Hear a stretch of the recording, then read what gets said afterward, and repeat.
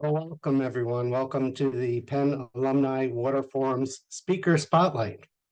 My name is Howard Newkrug. I am the founding executive director of the Water Center at Penn, and I'm delighted to celebrate World Water Day. Yes, it is World Water Day today with you by welcoming an exciting set of speakers, which includes the new chair of the Board of Trustees at the University of Pennsylvania, Ramanan Raghavendran, who thank you, and thank you, Ramanan, for being here, because in your spare time, I know you are a managing partner at Amasia, and it's you got a few things that you're handling right now. So thank you very much, Ramanan, for being here and joining us today.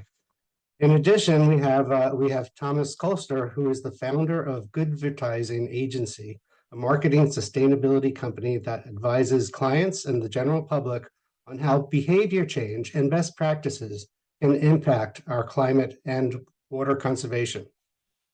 Their conversation will be moderated by Marissa Rosen, founder and principal consultant of Climate Social, and also, and to me, most importantly, a former student of mine at Penn at the School of Masters of Environmental Studies. I want to thank our partners, the Penn Alumni Water Forum, Penn Club H2O, and the Office of the University Secretary, who made this event possible. And before we begin, I'd like to give you just a very brief overview of the work that we're doing at the Water Center at Penn. Our vision is very much about to be a global water research and policy hub based on community, equity, science, resilience, and justice. Our mission is to work our work is founded on the principle that clean, accessible, and affordable water is a human right. We support communities in meeting their critical water challenges by identifying resilient and sustainable solutions, combining natural and built systems, and based on equitable principles that reflect community values. And lastly, we support the development of future water leaders in these communities and in the greater water sector so that water decision makers reflect the communities that they serve.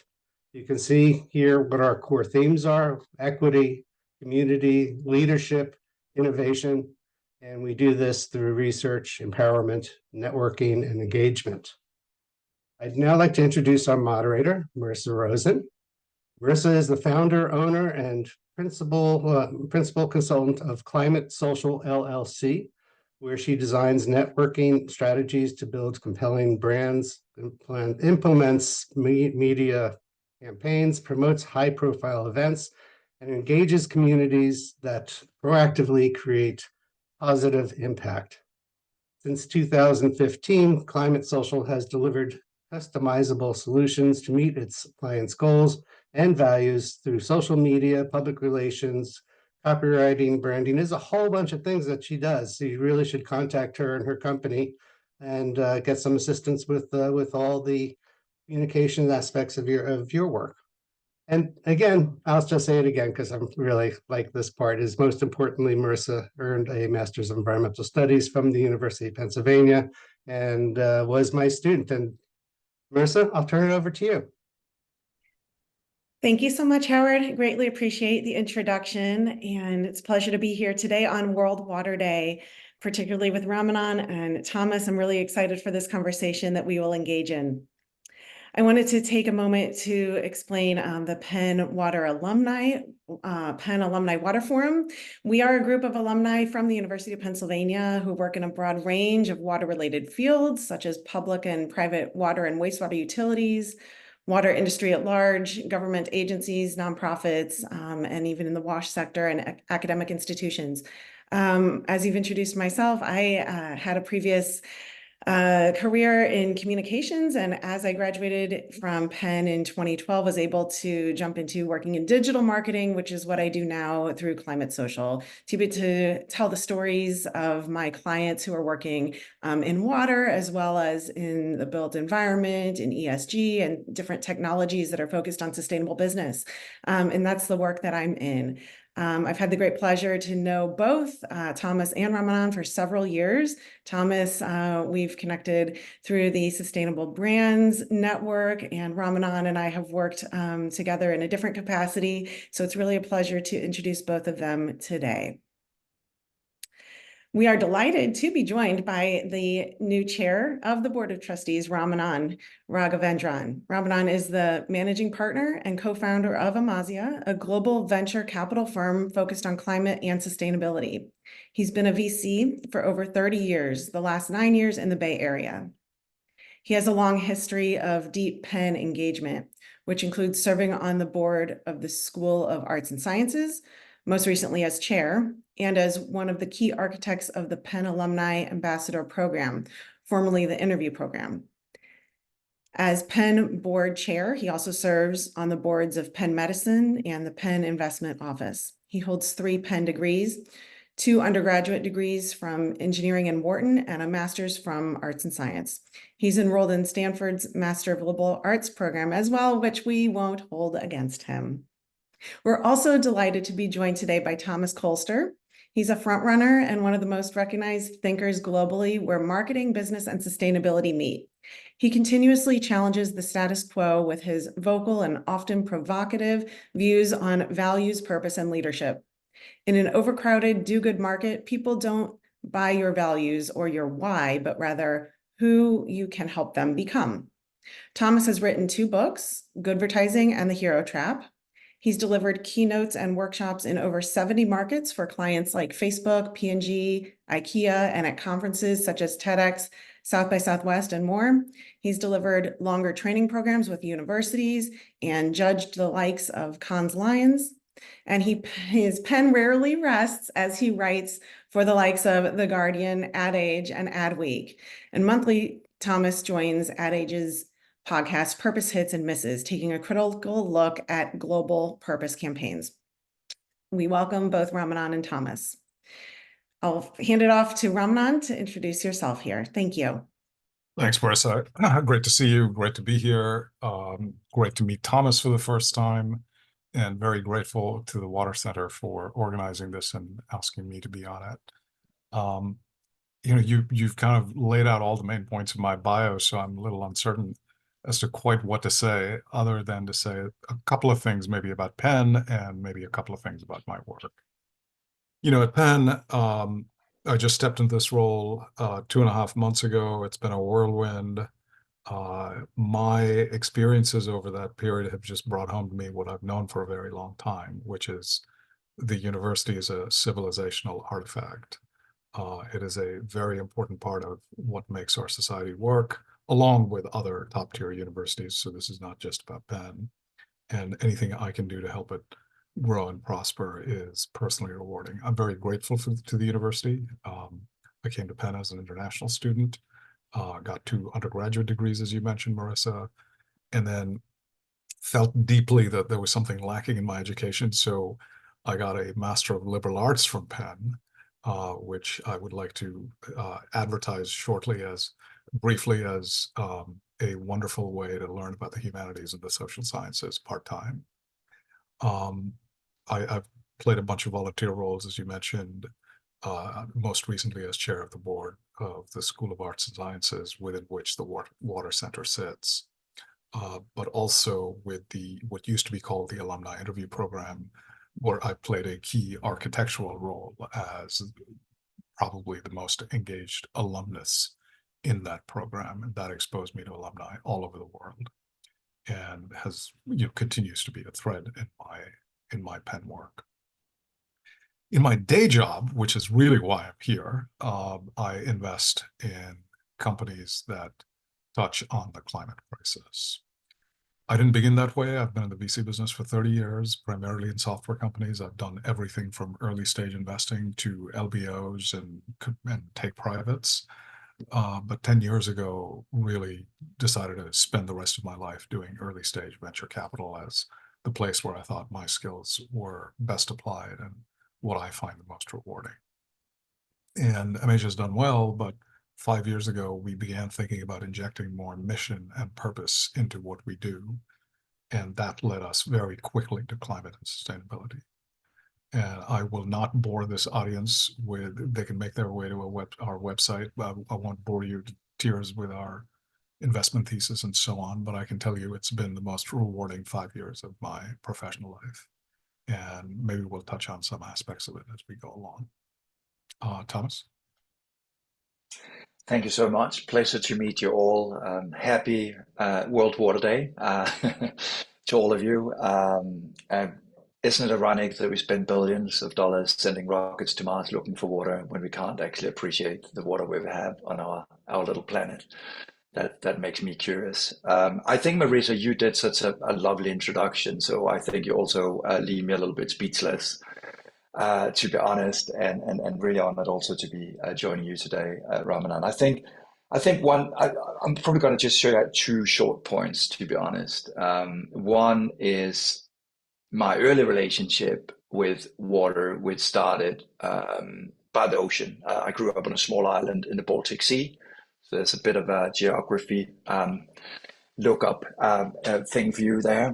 The Baltic Sea is in Nordic region in Scandinavia, and I grew up on this little island at a time where the whole fishing community that was sort of living off the sea collapsed. So when I went to school with all these kids whose parents were either farmer or fishermen, suddenly didn't have any livelihood at all, and for me, that was quite an eye-opening personal moment. That probably was the first time I sort of really recognized this change that obviously we're seeing today. My early years led me into the world of advertising, not because I actually loved it, but because I loved the sort of creative elements of it. But in 2009, I had an eye-opening moment, and I think this is where I can definitely recognize what you say, Ramanan, in terms of the passion and spending your life, because we were hosting the climate summit in Copenhagen, and we had all the big heads of state in town at the time: Barack Obama, Tony Blair, Angela Merkel, and many others from across the world, and not much came out of that. And personally, that was a big disappointment to me. And back then, I did ask myself, with the capabilities that I have, with my sort of profession, what can I do? And ever since, I've tried to use my voice and my work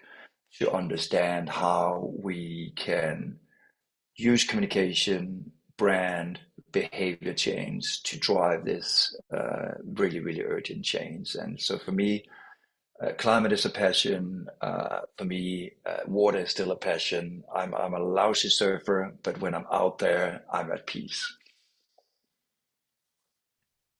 Thank you both for your insights of more who you are and how you came to be to where you are today in your career.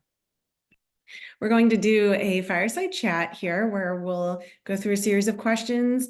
We do have the chat feature open for our audience to drop their questions in there as well. So we will be moderating them and hope to get to as many of them as we can. But about the next 20 minutes or so, we will be in this fireside chat mode. So I'll kick it off to you, Ramanan. How do we address the fact that approximately 2 billion people worldwide don't have access to safe drinking water, per the UN SDGs report in 2022? And roughly half of the world's population experiences severe water scarcity, according to the IPCC. These numbers are expected to increase, exacerbated by climate change and population growth, according to the WMO. So where do you think the solutions lie? Well, it's definitely not going to be easy. And, I'm going to give a general purpose response, but the issues in the global north and the global south are not identical, right? And at Amasia, we're sort of in both places. The majority of our investing is in the US, but we also invest in Southeast Asia, which I would describe as mostly being the global south. So these are two separate things. Look, businesses, investors can invest in infrastructure projects. That's one obvious vector, to build safer, more efficient drinking water systems and sanitation facilities, which use water, among other things. And there's sort of an endless list of investment areas that people should get excited about. Water purification tech, water management systems to enable efficient resource allocation and reduce waste, which I think is a huge element of fighting the climate crisis. In my world, because I don't really do infrastructure investing, I invest primarily in software, the most interesting vector is agriculture, to make it more water efficient and to reduce its impact on groundwater and natural waterways. I think this group will know this better than me, but agriculture irrigation accounts for 70% of water use worldwide. So that's a huge element. There's a bunch of things governments need to do and that nations need to do in a centralized way. There is really no alternative in the societies that we live in. And I'll make one final point and then turn it to Thomas. A huge element of water scarcity is overconsumption. And that's a statement of the obvious, but the point I'm trying to get to is the world's affluent is most responsible for overconsuming, not just water, but all kinds of other natural resources. And if there's one theme we try and get out there in our work at Amasia, it is we have to stop overconsuming. And that is almost a personal thing, a behavior change thing, more than anything else. Thomas? I absolutely love that point, Ramanan. It's something that I often also mention in the carbon space. I mean, as Marissa said in the introduction, I'm from Denmark, and sometimes Denmark get promoted as this quite sustainable country, which I always find extremely ironic in the sense that the average carbon footprint of a Dane is about 13 tons, and and we need to reach 3 tons.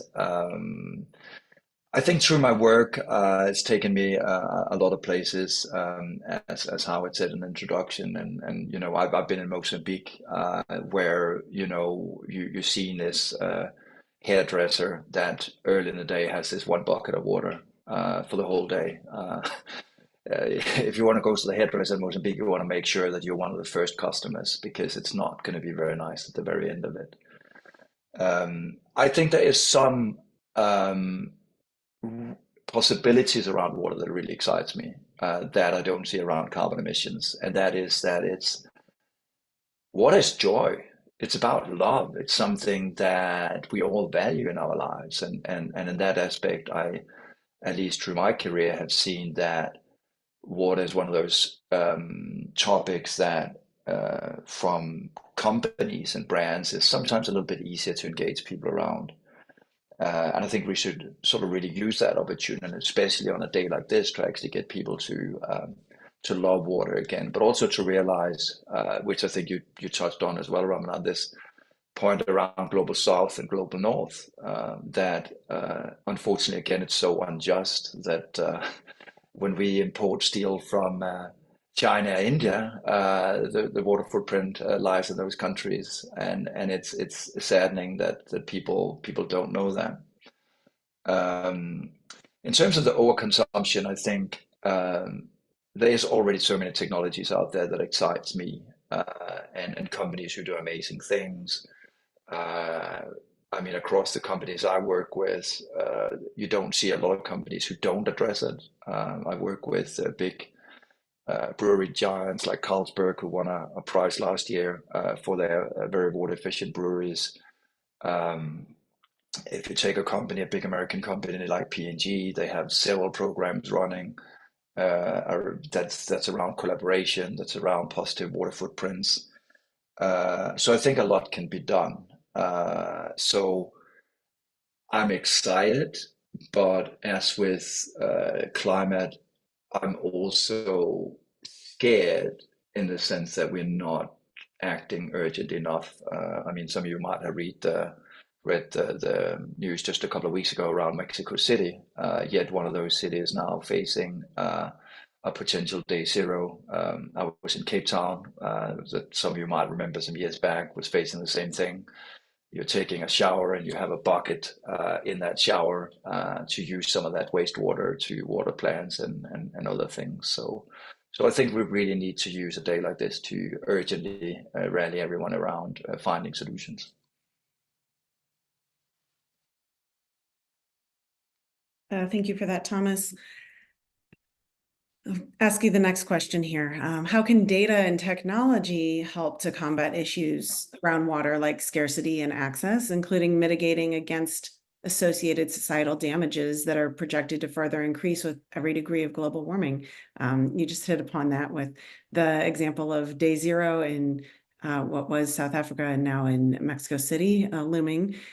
What else can you tell us about how data and technology can help? I mean, I think data is an interesting thing. Through my work, a big part of that is obviously translating data into something that's actionable and emotional and actually drives change. There are, labels around that are trying to be implemented in the European Union. There are some talks about maybe integrating that into an energy label. So actually really sort of opening people's eyes towards some of this stuff. I think in terms of the technology, I think there is a lot industry can do, and that's I think where we see the biggest application right now. And I'm sure that Ramanan can talk a lot more to that. But that's obviously an evident one. And then true investments. I mean, we did a project about, I guess, eight years ago with a big financial institution that that wanted to open people's eyes towards obviously the water footprint of companies. And the great thing with water, as with carbon emission, is that it's very tangible. So it's something that's being reported on. And again, an encouragement to everyone out there to actually think about the companies you invest in from a water perspective as well, whether it's through your pension plan. There's so much we can do in terms of that. So even though, so I think for me, data is a way of opening people's eyes towards how you can lower some of that overconsumption. I mean, again, just going back to the labeling, when you're out and you need to buy your next product, a washing machine, etc., and you can see one uses 8 liters of water compared to 12 liters of water, or gallons, or whatever you want to measure it in, it obviously makes you think, because it's connected to your wallet, so you can save money.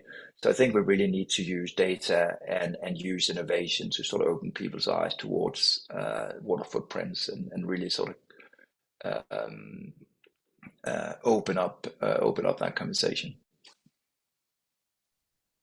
Yeah, look, I'll say similar things. Environmental data is actually a hugely important area of focus for Amasia, and we've invested in multiple companies in environmental data. And the reason for that, just to use this trite phrase, is you measure what you manage and you manage what you measure, and if you don't measure it, it's unlikely you will manage it very well. And so access to data can inform behavior around water use, and a proxy in our portfolio is a company called Clarity, which focuses on air quality data. The data doesn't directly solve the problem. In the case of Clarity, just having the data doesn't solve air pollution, but at the very least can arm communities, governments, businesses with info that they can use for decision making, or in some cases, lobbying or policy making. There is another stream of data that becomes interesting. Look, we live in a capitalist society for the most part, and we should just acknowledge that. That is the society we live in. And so things like insurance, for instance, are very important mechanisms of the kind of capitalism we have in our world. And so data analytics and predictive software that analyze risk and damages to compare the cost and benefits of different mitigation types. It's a little reactionary, but it is, as I said, this is also an area where data and tech can help. And then the final thing I'll mention, not long ago, I host a podcast on climate thinkers, and we hosted the Minister of Environment for the Maldives, who, as you guys all know, is a country that may not exist in 50 years if things keep going the way they're going. And they're using tech to mitigate damage, drones, better building practices, flood zones, identifying them, making sure you're working with the environment before you do things. So all of this runs on data and tech. And I think it is a place where data and tech have been a mixed blessing, to say the least, for humanity. And this is a place where we can do more to extract the good out of it than the not so. Thank you for that, Ramanan. So specific again to kind of your work in climate smart agriculture and environmental investing, could you speak to how investing in those areas can help reduce demand on freshwater supplies? Well, as I said earlier, agriculture irrigation is 70% of water use worldwide. We just tend to think of, I'll drink maybe one less glass of water here, or I will learn how to have a bath out of a bucket. And, I applaud all of those behavior changes. But as I mentioned, 70% is agricultural integration. It depletes aquifers. It leads to very negative environmental consequences. At the same time, we can't exactly give up agriculture, but it is a major source of water pollution as well. Fertilizer runoff, pesticide use, all of these things, livestock effluents. So investing in climate smart agriculture has been an area of interest for us. We haven't made an investment probably because we are very software focused. And some of the things that need to get done here require hardware or mechanization of various kinds. Certainly making irrigation more efficient is one vector. On the quote, genetic life sciences front, increasing crop resilience and reducing vulnerability to droughts and pests and disease, all things that ultimately reduce waste. Enabling hydroponics or aquaponics, which, as you guys know better than I do, dramatically reduces the water consumption when compared to traditional agriculture. And then there's a bunch of other areas, crop management.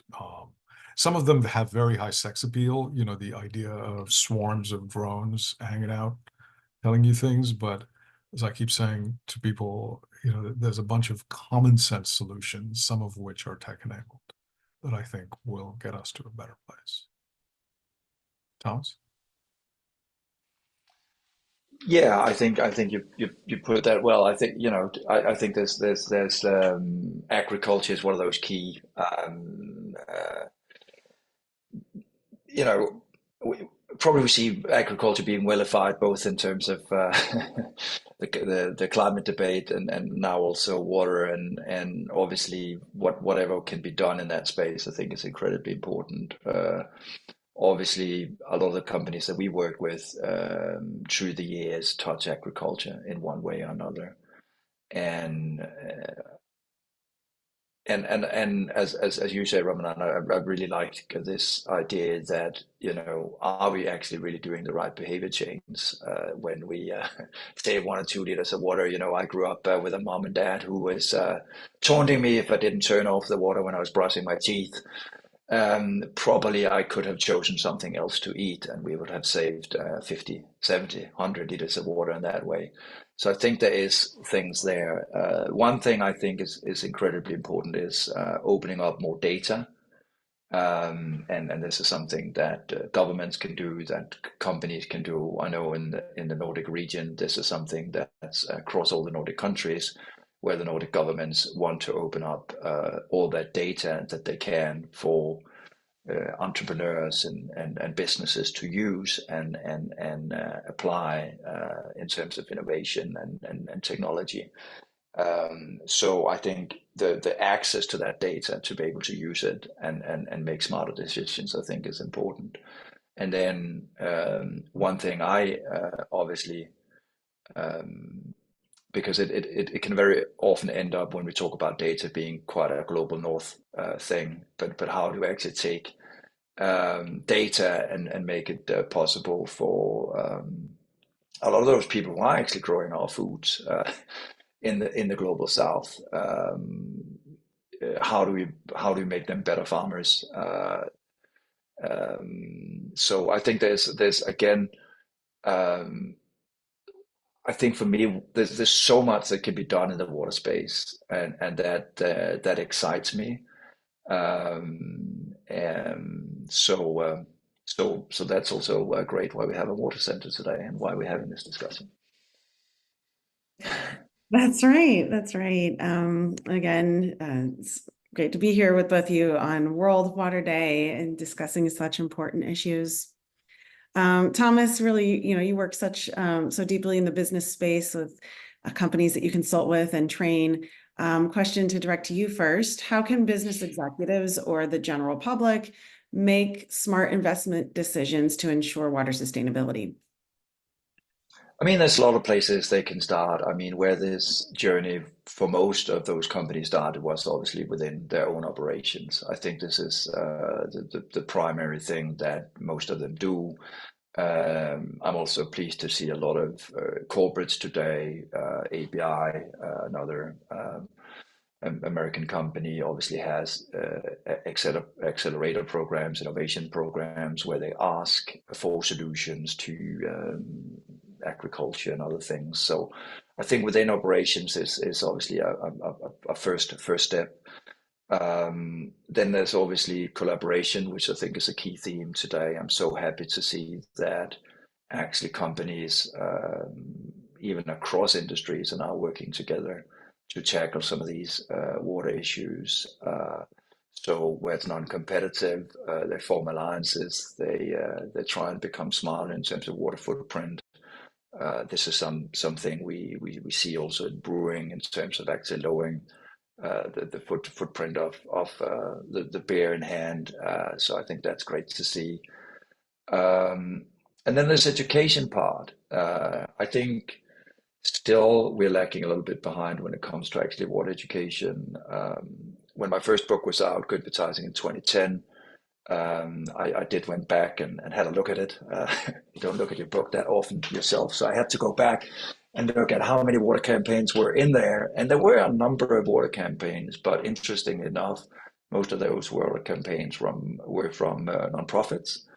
There were two others that I saw, but today was probably fall into the thing that Ramanan talked about. Does it really matter? There was a fun tongue-in-cheek one from Axe or Lynx around shower pooling. How if you shared a shower with a like-minded, you could save on water. I'm not sure that hypothesis actually is true, nonetheless.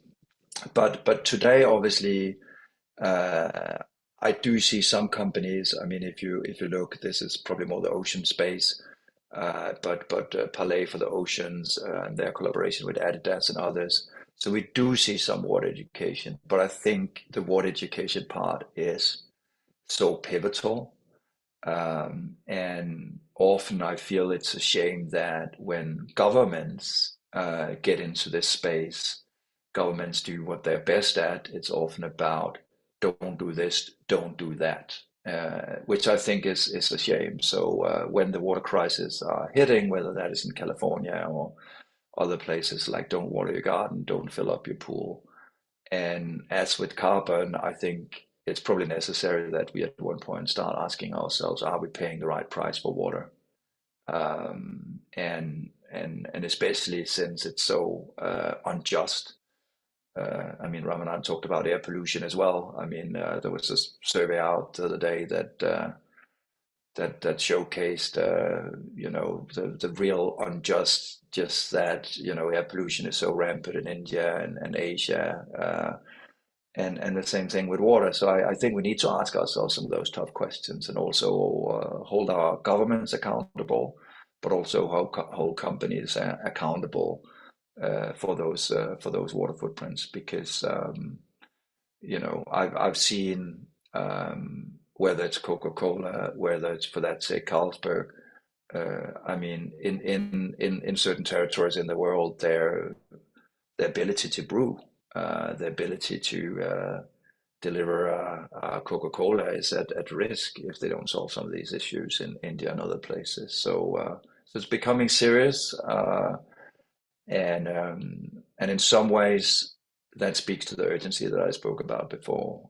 But what I'm really excited about is obviously the consumer education part, and obviously also innovation. There's so many exciting innovations out there. showers, for example, just talking about brushing your teeth, talking about the showers. There's a solution out of Sweden called orbital showers, and what I love about it is it's circular, it's reusing the water. But what's so clever about that is also reusing when you heat the water. So even though if you're having a long shower, you're actually also saving on the heating bill. So those things are out there. How do we help?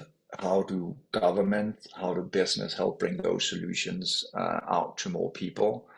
I'm sad every time I see a normal shower being installed, because we do have this solution. Could government do more? I think they could. So there's lots that can be done in this space still. Thank you, Ramanan. It's a very complex question, and I'll sort of wander all over the place, so forgive me. Actually, let me sort of amend what I was going to say. Earlier in today's session, on 2 occasions, I said, agriculture is 70%. And that may give the impression that consumers don't have a responsibility, that it's, we can look to businesses, we can look to governments, and they'll solve the problem. And that is the last impression I would want anyone to take away. I think, as consumers, we, ultimately the decisions and actions lie with us. What is a business or a government? It's not some fictional thing. It is comprised of people. All of these things are comprised of people. And so when we act a certain way as consumers, we have multiplier effects, and that is a big part of how we at Amasia think about what we do. So consumers, as Thomas was touching on, his sadness when he sees certain kinds of showers being installed. Consumers can choose the more water efficient options. Consumers can make lifestyle changes that conserve water. And by the way, seminars and discussions like these help spread that message. And they don't entail, suffering or sacrifice. In Australia, more than a quarter of homes collect and store rainwater for domestic use. That is something that can be, and that has its pros and cons, as well as does everything. But that is one element. Lifestyle choices that sometimes don't look like they have water stamped on the forehead have a very clear water effect. Going vegan, buying secondhand. Fast fashion consumes 79 trillion liters of water annually, which is just an insane number, right? So when you buy that thing, you're not thinking, hey, there's water behind it. But, as we know here, there is water behind it. And then finally, consumers have a voice in demanding better business practices. And I think they can exert that voice. And, in our capitalist society, with all its pros and cons, consumers can't vote with their feet.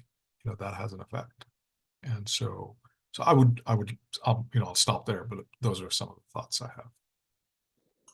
I really like your point, Ramanan, around fashion. I think this is an easy win that we often forget,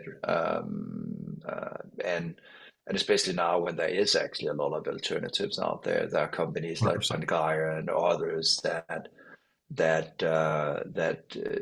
drive material innovation. I mean, why are we still using cotton to such a large degree? It just doesn't make any sense anymore.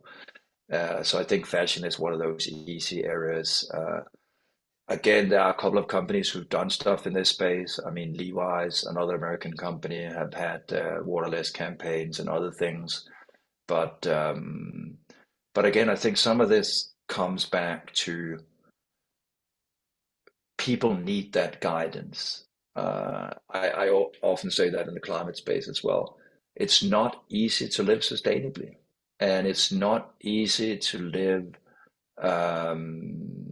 and minimizing your water footprint if you don't know where to begin. And I think, unfortunately, we get stuck in this approach of less of two evils, where you look at your Colgate, and then Colgate tells you to remember to turn off your tap when you brush your teeth. But it's spending your energy on the wrong things. Mhm. So I really think that we need more awareness.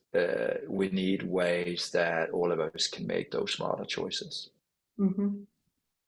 Yeah, I agree. That was part of the work that I did when I was at the University of Pennsylvania, was working with students who lived on campus to help encourage and educate them about more sustainable choices that they could be making in their lifestyles. Always more work to come. That was a decade ago, but at every stage of life, from youth through our lives, we have those choices to make.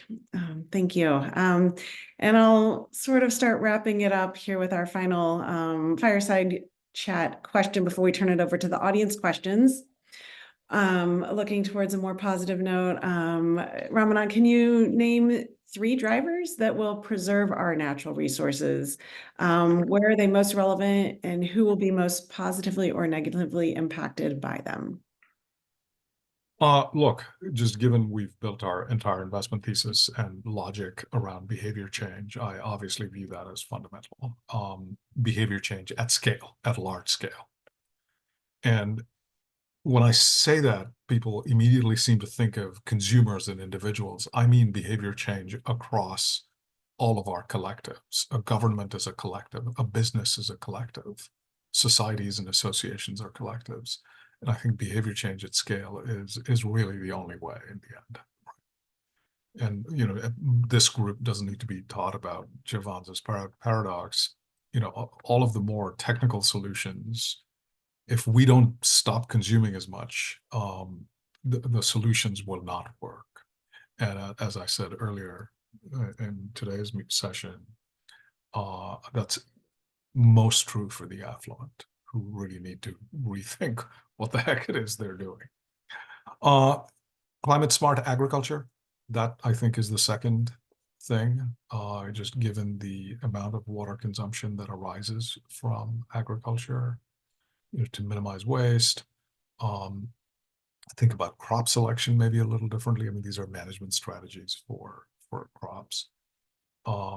Using wastewater for irrigation. All of this is in the bucket of climate smart agriculture. And this aspect, I think, actually is most relevant in the global South, which are areas more reliant on agriculture in many ways.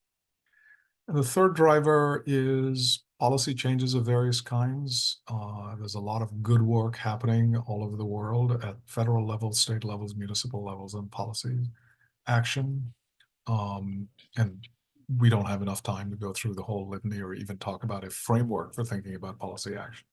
But I think that is an important element. I think without policy action, we will not get to the promised land as quickly as we should. Thank you. And Thomas, do you have anything to add on that question? I think Ramanan covered it very, very well. I think probably the only thing I'll add is, as I said in the introduction as well, I think water has quite a few advantages in the sense that it's, compared to carbon emissions, much more about joy and love and actually celebrating water. And I think we need to focus a lot on that instead of scare tactics that very, very rarely works, because you just avoid the campaign, not the behavior change. And I mean, there's a couple of examples that I just want to leave maybe the audience with. One is from my hometown, Copenhagen, where when I grew up, the sort of ocean running through was highly polluted. You could not swim. It was disgusting. It was an industrial harbor. Today, it's restored. It's full of fish. You can grow oysters, as you had oysters in New York and in Bosporus in Istanbul. I swim there every morning in the summer. And that's the joy of water. When we have great water management, that's what can be done when the municipalities plan well. And another great story, I think, is when the city of Copenhagen decides that we cannot wait for climate change to ruin our cities, because I think, Ramanan, you touched on insurance earlier. I mean, the insurance prices are going through the roof because of these things. These are things that all of us are paying, and so again, you have a municipality that acts on this and thinks about how can they make sure that the city is ready for terrestrial rainfalls and all these things. So, and lastly, the example about the shower. Isn't it amazing that if my mom opens the door, my dad opens the door when I visit them, and they're like, remember to turn off the shower, and I can be, Mom, this is a circular shower. I'll be in here as long as I want to. So I think there are a lot of things we can do in water that's positive, and I think sometimes coming from the behavior change and communication part of things, we need to sometimes embrace those narratives and not always get stuck on the scary scenarios of what's potentially happening in Mexico, what we see in India. Yeah, so let's try and use some of those positive stories to drive behavior change as well. Mhm. Thank you. I would love to ask a couple of the questions that are coming in from the audience at this point in time. We actually have quite a few. I will start with Tony Sauter. Thank you for joining us, Tony. And either Ramanan or Thomas or both of you can answer these questions as they come through. Since the wealthy are over-consuming, are we paying the true cost of water? Asks Tony. Thomas, you go first. Thank you, Tony. I think I commented a little bit on that. I think definitely not. We definitely don't. I think it's the same conversation we have around carbon emissions and global south asking global north to pay for the damage that we have been doing over the years. I think we need to say or think about what can be done, how we can invest. So definitely not that the true price of water is not being paid at the moment. But we also need to remember that this is not easy. I remember going to Dubai for the Green Global Growth Summit, and one of the Dubai ministers went on stage and he said, "Hey, look at Dubai. Look at how water efficient this city is compared to European cities. So we are very sustainable in Dubai." And I can't remember the numbers, but let's say it was 300 to 400% more sustainable. There's no doubt if you just looked at the data. But what you forget is obviously that just taking the city of Copenhagen is 600 years older, if not actually even more. And the technologies that Dubai had when they built out that city in the 70s could apply it much better. So I think we really need to think differently about how we drive that change. And I think I believe very much in investment as well, and some of the work that Ramanan is doing. I think private investors and others can make a massive difference in I think all of us can make a difference in terms of how we use our pension funds. And if you invest privately, if you don't, go ahead and do it and think about how you could do that more sustainably. So I think there's a lot that can be done. I'm not always sure that it needs to rest in the hands of government. Yeah. So I mean, just on that last point, I can't emphasize enough that if we just keep looking to government to solve this problem, we are all going to be living in a giant global desert. And consumers and the collectives they form are hugely important. Now, to the question itself from Tony, the short answer is no, we're not paying the true cost of water. And I think people and regions are waking up to it slowly in their own way. California, as you guys know, is the epicenter for every aspect of the climate crisis, right? And water consumption here is fraught, to say the least. But I think this group will know better than others the restrictions that have been placed on things like lawns and so on.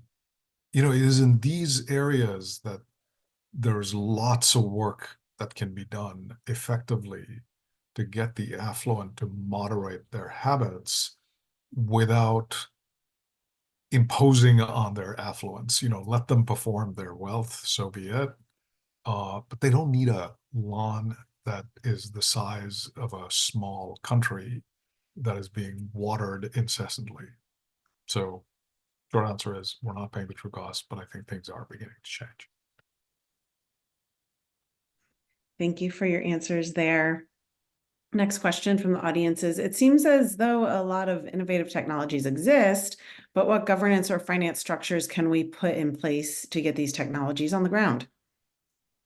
I can take a first whack, and then maybe Thomas, you can completely contradict everything I'm saying. We need to add some spice to this session. Exactly.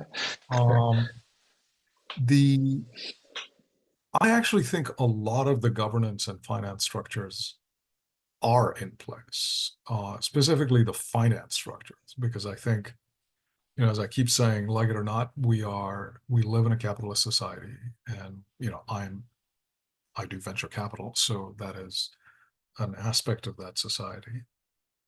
I think there's a lot of interest, and this may touch on a later question.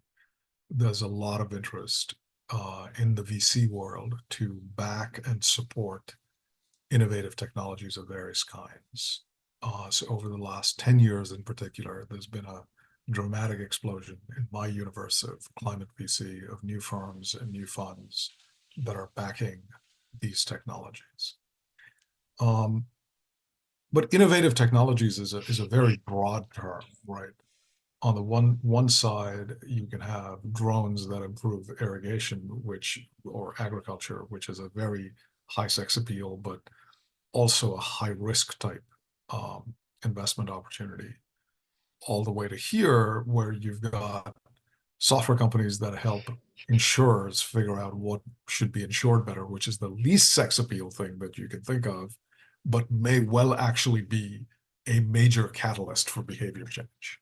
Because in California, as an example, and this is not directly related to water, but I want to just give the insurance analogy. Insurers are leaving California. It is actually now getting really hard to insure your house. I assure you, that is driving behavior change.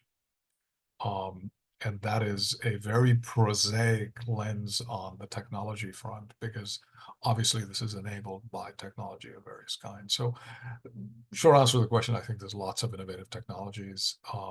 I think there is a real movement of private investment into these spheres. And I think the structures are in place for that to continue. I think, Ramanan, since you open up the question and let's add some spice to it, I think where capital sometimes face its limitations is obviously where profit isn't easy, where it takes a long time to get the investment back. And I've been coming to Africa. I lived in Africa for a couple of years, and it's just so disheartening to see the lack of investments there. And this is where private foundations, nonprofits do a lot of work, and also because they typically and can have a more collaborative mindset when it comes to actually solving these issues. But again, I mean, I think these are not simple issues. I've seen toilet projects in Mozambique where you have, Bill and Melinda Gates Foundation. You have, 4 or 5 actors all trying to roll out their version of a project instead of actually thinking maybe we could have collaborated from the very onset. So I think to some aspect, capital can have its limitations, and this is where private foundations and nonprofits are extremely important in helping in some of those areas. So I think it's a good mix of everything, but I just wanted to make that point as well. Thank you so much. We do have several questions coming in from the audience. Unfortunately, we won't be able to address all of them today, but really appreciate it. Just want to, make sure that everybody has contact info. Later on, you can reach out to the center and contact the speakers here if there were questions that remain. But Let's jump to Jeff Trotter. He is asking, given the loss of aquifers in many bioregions globally, what is the role of corporations and governments to ensure effective policy interventions are implemented to penalize the corporations that are using more than their fair share of their allocation? It's an interesting question. It is an interesting question, and Thomas is going to have a better response than me, but I'll go first. Look, I think this relates to the first question, right? Which is, what is the cost of water, and are we paying the true cost? The questions are in a weird way kind of the same, because the issue is, if there is no cost to the depletion of aquifers, we're going to be stuck in a ditch very soon. And I think real awareness is rising. I mean, the answer to the question is, governments in particular, I think, have a very large role to play here in imposing consequences, penalties, and costs that are associated with water usage, which then in turn implicates aquifers of various kinds. And I do think that's in the global north, I see that happening, frankly, in a more organized way. Less so in the global south, where the constraints around just getting people, just allowing people to live are very different than the global north. But certainly, in California, for example, a bunch of things have changed. In terms of the role of corporations, it is not the role of corporations to define policy, and I think the way this question implies, and we shouldn't waste our time dreaming that corporations will suddenly act in ways that are counter to the entire structure of capitalism. So governments really have to play the role in imposing a framework here. I very much agree with your point, Ramanan, in terms of corporations, especially as things are right now. I think maybe they'll take a little hit on revenue, and that's about it. I think the answer needs to be activism. To be honest, governments change every 4 to 5 years, and who knows in what direction. We even see that in the US right now, where we in Europe are holding our breath. So I think it comes back to the citizens and people actually rising up and saying enough is enough. We've seen that across the world in a number of regions where activism had played a role in shutting down corporate operations that they didn't feel lived up to the expectations of society. So I think this is definitely, from my point of view, where people need to act as a collective and do something about this. We can't sit and wait for neither government or corporations to act on this one. Thank you so much to both of you for all of the insights shared today. It was really a pleasure to engage in this conversation with you. Thank you so much to Howard for the intro, and to Joanne and the entire team at the Water Center for bringing us all together for this conversation. To summarize, we touched among so many points, but some key takeaways were that really now is the time that investing in water infrastructure is critical from all aspects of society. Data is out there, and we need to be using that more efficiently, as many of the software and companies that you are working with are already starting to do, influencing behavior change and really investing in climate smart agriculture, which you said consumes 70% of our water. So there's much work to be done. This was, again, a great opportunity to bring this conversation together through the Water Center at Penn on World Water Day. We hope you will follow up. There's the social media handles right there, email, and of course you can reach out to the panelists directly on social media. So thank you again to everybody for joining and for participating today. Thank you all. Thank you, Marissa, and thank you to the Water Center team. And thank you, Thomas. Thank you to all of you. Happy World Water Day.